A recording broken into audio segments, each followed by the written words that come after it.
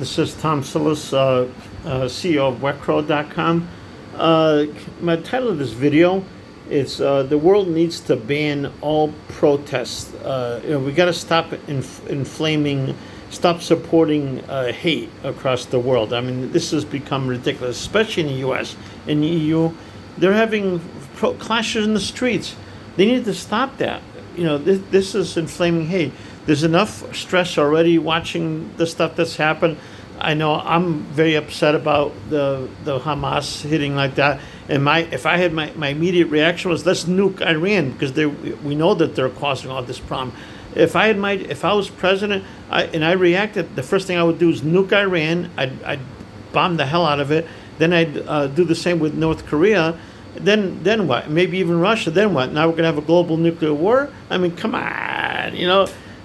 People need to take a step back and see what's going on. There's a lot more to this thing that we know. There's a lot of problems that the U.S. has created, that we've all created. I think we're all guilty of it because we're afraid of what's going on. Now, granted, Hamas is very brutal. They're worse than ISIS and all that, and they deserve the people in Gaza. If they let the Palestinians let the Hamas people operate in their country, you're responsible. You got to take responsibility for what happens in your borders. Okay. If you got to know what your neighbors are doing. I mean, I always go meet my neighbors. I know what they're doing. If I see something unusual, I call the police.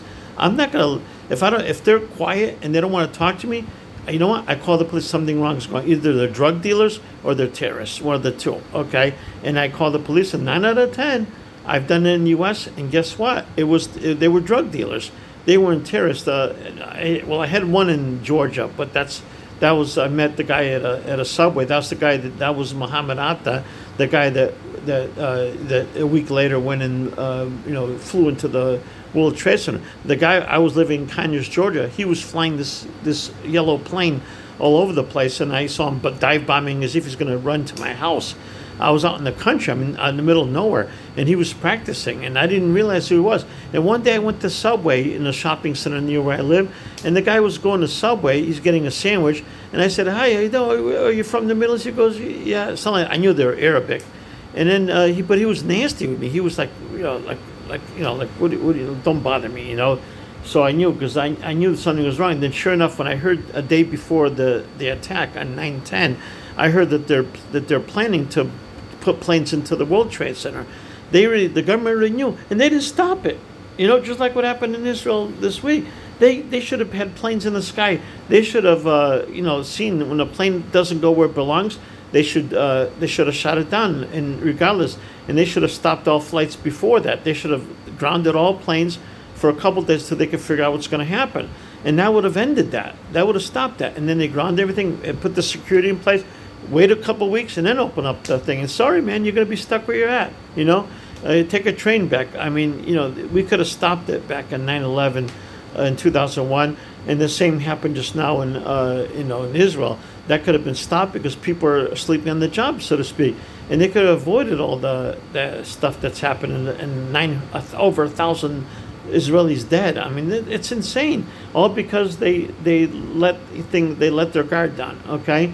And you gotta when you got a terrorist living next door to you, you can never let your guard down. Okay, you got to be vigilant, and this is a lesson that we should have learned. Even now, even the U.S., we're dropping a lot of stuff. TSA's kind of I hear all the time that guns are going through at the airport in Atlanta. People they get caught and then they get arrested, and then sometimes the gun gets through and the guy gets to the gate and They do a second check now, which the airlines are doing, and they find the guy had a pistol on him, and he made it through TSA checkpoints in the U.S. You see what I'm saying? There's something wrong here, and we gotta be a little more vigilant. We gotta stop the protests. We gotta stop promoting hate, and I think if we do that, then maybe we can reason with everything, and we gotta figure out what's going with Hezbollah, Hamas, and all that. We're inflaming them, and of course they're gonna keep doing that. We know that they're gonna do that.